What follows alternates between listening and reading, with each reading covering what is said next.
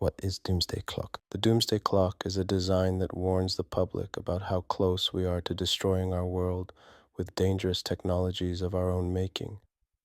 It is a metaphor, a reminder of the perils we must address if we are to survive on the planet.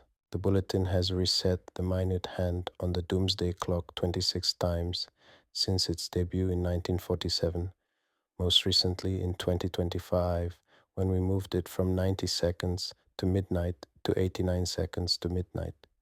Every time it is reset, we are flooded with questions about the internationally recognized symbol. Here are answers to some of the most frequent queries. When the Doomsday Clock was created in 1947, the greatest danger to humanity came from nuclear weapons, in particular from the prospect that the United States and the Soviet Union were headed for a nuclear arms race. The bulletin considered possible catastrophic disruptions from climate change in its hand-setting deliberations for the first time in 2007. Who decides what time it is? Collapse. In the early days, bulletin editor Eugene Rabinovich decided whether the hand should be moved. A scientist himself, fluent in Russian, and a leader in the international disarmament movement, he was in constant conversation with scientists and experts within and outside governments in many parts of the world. Based on these discussions, he decided where the clock hand should be set and explained his thinking in the bulletin's pages. At first, the artist considered using the symbol for uranium, but as she listened to the scientists who had worked on the bomb, as they passionately debated the consequences of the new technology and their responsibility to inform the public, she felt their sense of urgency. So she sketched a clock to suggest that we didn't have much time left to get atomic weapons under control. Closer than ever, it is now 89 seconds to midnight 2025. Doomsday Clock Statement, Science and Security Board Bulletin of the Atomic Scientists. In 2024, humanity edged ever closer to catastrophe. Trends that have deeply concerned the Science and Security Board continued, and despite unmistakable signs of danger, national leaders and their societies have failed to do what is needed to change course.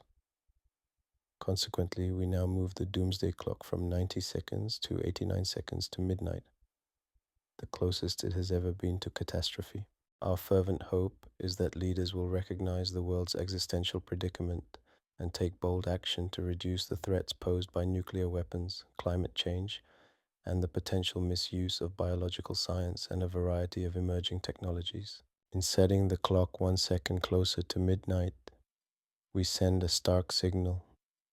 Because the world is already perilously close to the precipice, a move of even a single second should be taken as an indication of extreme danger and an unmistakable warning that every second of delay in reversing course increases the probability of global disaster. In regard to nuclear risk, the war in Ukraine, now in its third year, looms over the world.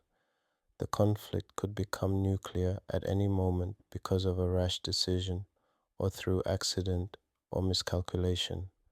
Conflict in the Middle East threatens to spiral out of control into a wider war without warning. The countries that possess nuclear weapons are increasing the size and role of their arsenals, investing hundreds of billions of dollars in weapons that can destroy civilization.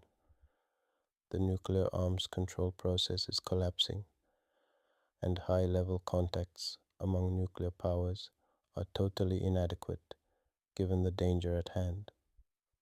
Alarmingly, it is no longer unusual for countries without nuclear weapons to consider developing arsenals of their own, actions that would undermine long-standing non-proliferation efforts and increase the ways in which nuclear war could start.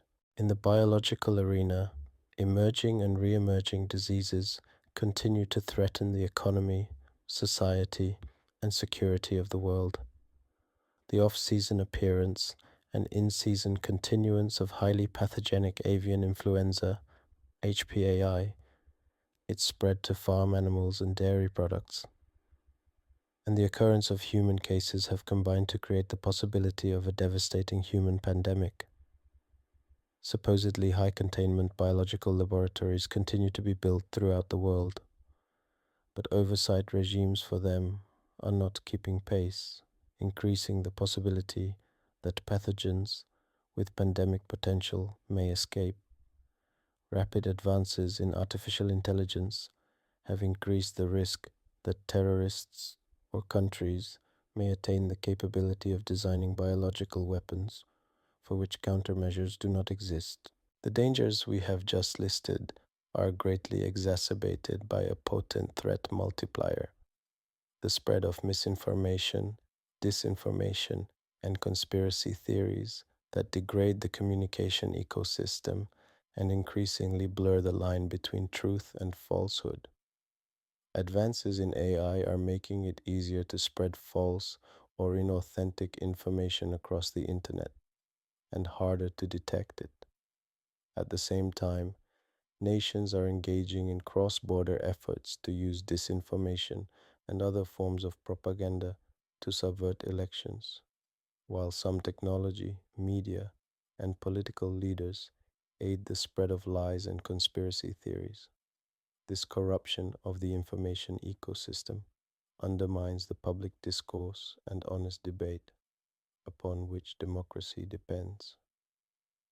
The battered information landscape is also producing leaders who discount science and endeavor to suppress free speech and human rights, compromising the fact-based public discussions that are required to combat the enormous threats facing the world. Blindly continuing on the current path is a form of madness.